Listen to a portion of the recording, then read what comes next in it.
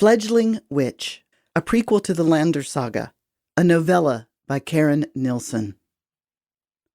To my readers, you have blessed my life, and I wish you much happiness in the years to come. Chapter 1, Safire, age 14, October. Fire engulfed me. The blistering pain over my skin as I kicked and screamed, the smoke burning my throat raw. Through the orange veil of flame, a dark shape loomed. His eyes glowed, reflecting the inferno he had condemned me to. The hellfire I deserved for being such an unholy witch. Safire! Safire! My sister Dagmar's voice echoed over the crackling sparks, loud and insistent. Wake up! I blinked. Circles of mellow light bounced across the ceiling beams as Dagmar set a candelabrum on the washstand. She sat beside me, the bed ropes creaking, and ran her hand across my forehead and over my hair. Her aura, which had had the brittle, slightly greenish sheen of thin ice the last several days, melted and expanded to its normal sage-scented warmth. You remind me of Mother. This is what she used to do after one of my nightmares. I yawned and smiled at her. Her hair was even the color of Mother's, flaxen blonde, though Dagmar's was straight and Mother's had curled in long ringlets. What did you dream about? Dagmar's eyes shimmered a pale green in the flickering light, her high cheekbones and angular chin and nose more apparent at night.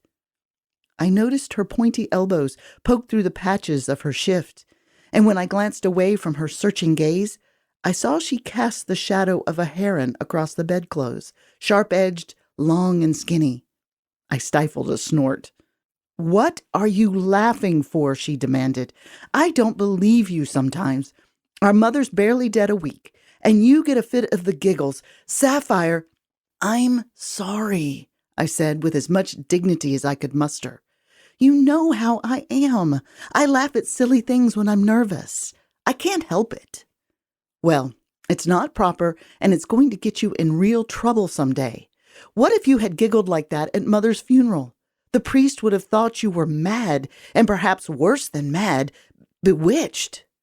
Yes, sister, I said meekly, hearing the warning in her words, the warning that had dogged me since my first steps. Never let outsiders see how odd you are. Never let them see you inherited the taint of witchery, lest they burn you and us. Why are you wearing that old shift anyway? I asked, trying to change the subject. Where's your new one with the smocking? She lifted her arm and sniffed her sleeve. This one still smells of Mother. As she ran her hand over my forehead again, the scent of lilacs surrounded me, the scent of Mother's aura, and I sighed. It felt cozy and sad all at the same time. I wondered if Dagmar realized that when she spoke of Mother's scent, she was talking about Mother's aura. Sensing auras was wicked. Something only witches and warlocks could do. Did Dagmar have a touch of witchery about her? If so, I would never mention it. She was already grief-stricken, best not to add terror to it. And she would be terrified, of that I had no doubt. Not only would the fear of others finding out plague her, but also the fear of losing control. Dagmar liked a world of strict boundaries and rules. The world we lived in, a world she fit into much better than I did. Someone knocked on the door, and both Dagmar and I jerked upright. Safire, Father's muffled voice called. Yes, Father. Are you all right? I thought I heard a yell. Dagmar and I glanced at each other. My raised brows pulled my skin tight, a mirror of her startled expression. It was the most Father had spoken all week to either one of us. I'm fine. Just a nightmare. Dagmar's here, I said. He cracked open the door and stepped inside, his tread oddly light. He usually strode through the house, his boots making a loud thumping like some fairy tale giant, but not since Mother died. It was as if he were frightened of disturbing the air she had breathed, of dissipating her lingering spirit. His round face peered at us, and I noticed the gingery stubble on his jaw had sprouted into a bedraggled beard, the light from the candle he held making him look as if he'd spattered his chin with molten copper. He'd started going bald a while back, and if he kept growing a beard and mustache, he'd soon have more hair on his face than on his scalp. "Father, you need to shave," Dagmar observed. "I shaved for your mother. She thought it made me look distinguished," he mumbled. The candlestick listed in his hand, wax dripping on the floor as the flame wavered. "Well, good night then, girls." "Good night, Papa," I answered, trying to still the sudden quaver in my voice. How could my squally, take-charge father seem so lost? Because he's looking for Mother, and he'll never find her. Not here. Not anymore. She crossed over. As the door quietly snicked shut behind him, a lump rose in my throat.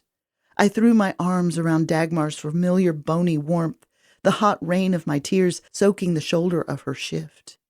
There, she crooned, rubbing my back. "You'll cry yourself hoarse one of these days, little sister. I've never seen anyone who cried or laughed as hard as you do." "I'm worried about Father." I sniffled and fumbled for the handkerchief I kept under my pillow. "He seems in a daze. This silence doesn't seem natural for the house to be this quiet. I keep expecting him to holler for Mother, and then I remember she's not here to hear him. Not even her spirit remains, Dagmar. I haven't sensed her in days. Hush, sweet." Neither she nor Father liked it when I talked about my talents. Mother had been the only one who understood, but Mother was gone now. Not even her ghost was here. I was glad she had crossed over. If we had to lose her, the last thing I would have wanted was for her spirit to be trapped on this plane as a ghost. Ghosts were miserable creatures, at least the few I'd met. But I sure missed her. I kept stumbling over her absence. I'd walk in the kitchen and expect to see her there, her fair curls tied back in a colorful kerchief as she kneaded the bread. As children, Dagmar and I had asked why she kneaded the bread and rolled the pie crust when we had servants. And she had laughed and said she could beat the poor dough and take out all her frustrations. This answer puzzled me at the time, as Mother never seemed to have any frustrations. Her serene, purplish aura reminded me of a still pool at twilight, a good balance to my father's constant gale and bluster. "I couldn't even draw away her fever," I wailed.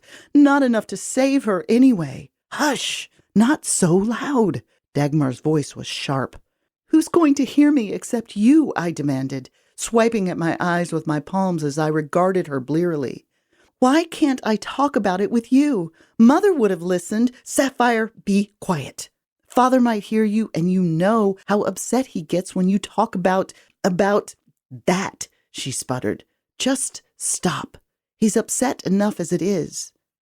I bit my lip and looked down at the lake of blue shadow in the bedclothes between the snow-covered hills of my knees.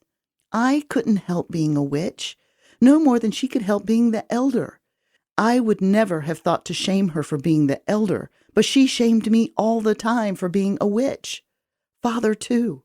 I had never felt more alone than I did now, with the sister I loved beside me and the father I loved sleeping across the hall. Would anyone besides Mother ever understand? Would anyone besides Mother ever accept me just as I was? After Dagmar went back to her own chamber, I sat for a long time, staring at the light dancing over the ceiling whenever the wind rattled the windows. Then I remembered the shadow heron Dagmar had cast across the counterpane. I clambered out of bed, shivering at the cold floor, and knelt before my trunk.